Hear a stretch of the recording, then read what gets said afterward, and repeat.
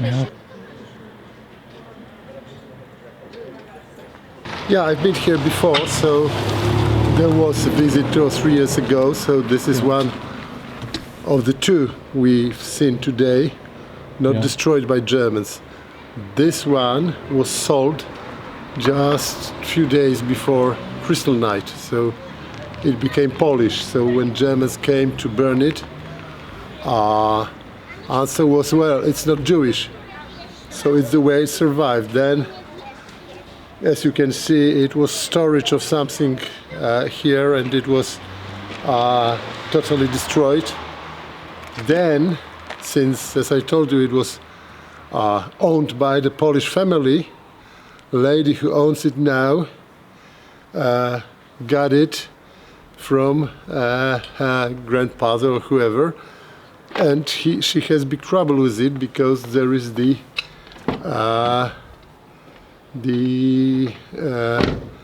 how to call it, the service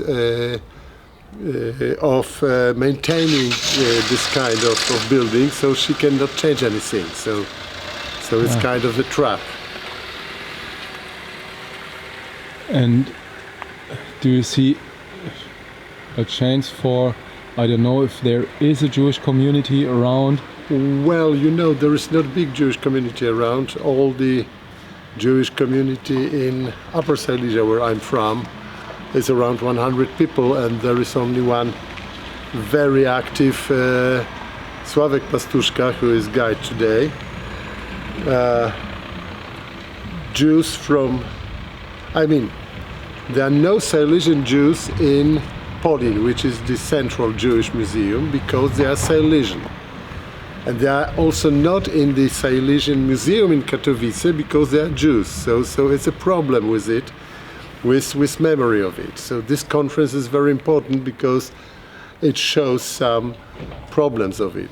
But on the other hand, as you could see, there is a lot of artifacts preserved. Well, they are partially destroyed, but they are still at the place, and they are still recalling the facts from the past.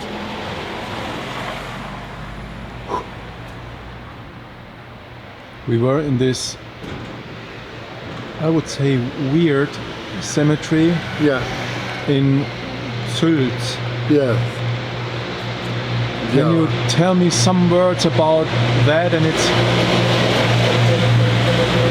history? Because one guy from our Germans told me, okay, here you can read the discrimination for centuries against the Jews in that region. Yeah, and you see, this was very, because as Sławek told, he's an expert, but they could not afford to buy a piece of flat ground, so that's why they had to organize in the very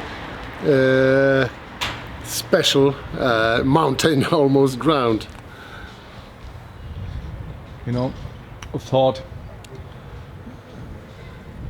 the biggest crime was done by Germans in that time, up from 38 or before.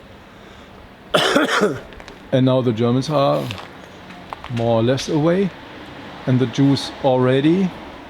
Yeah. And the Polish people sit on a heritage.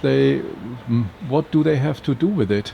Well, you know, the crime was German, but the destroying of some signs was Polish. I mean, as you could heard, for example, they reused old graves, putting them to new graves. So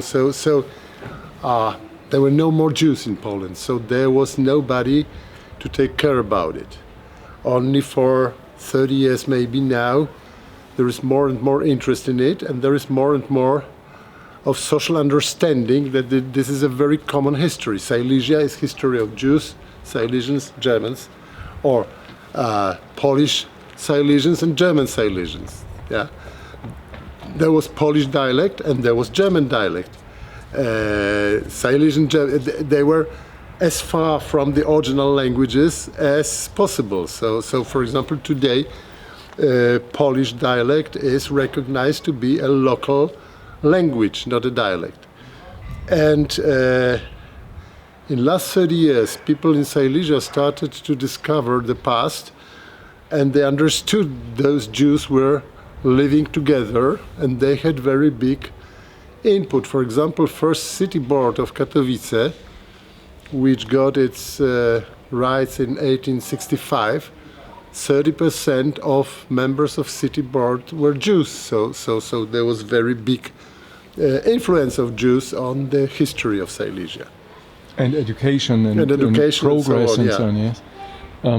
What do you say, how should we or our children, great children, grandchildren take care about this common history, this heritage that we have to act responsible with it, you know?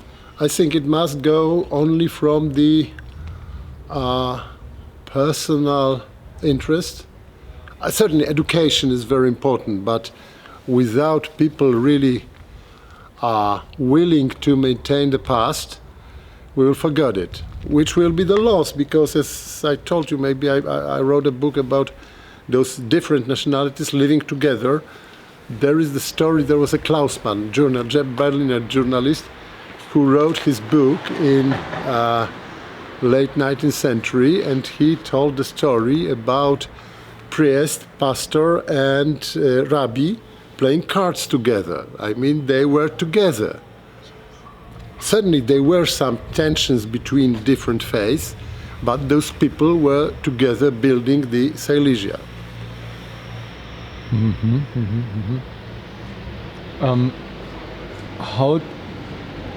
When did you and how did you hear the first time about the conference that we organized here? Well, I'm quite involved in this conferences, seminars, and so on.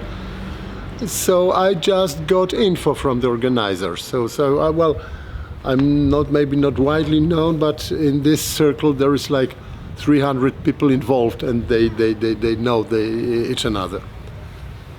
That's great. And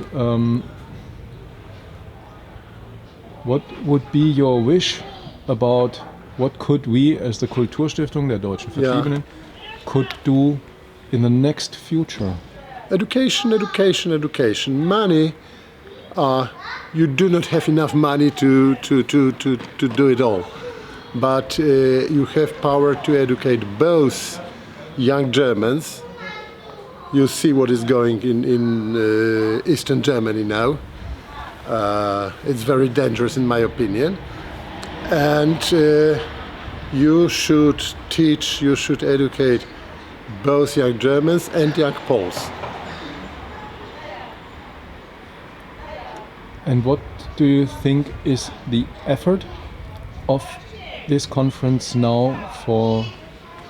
Well, on one hand, there are mainly people who are already involved, so they just extend their knowledge. On the other hand, they will tell it to the others. So I was guiding 2 or 3 trips down to Katowice last year about Jews. I'm not only about Jews, but also there were 3 about Jews. And there is, no conferences, no knowledge at all. More and more conferences, more understanding and more knowledge. So education, conferences, publications, this kind of stuff, movies. Movies could be interesting. Yeah. Thank you very much. Thank you.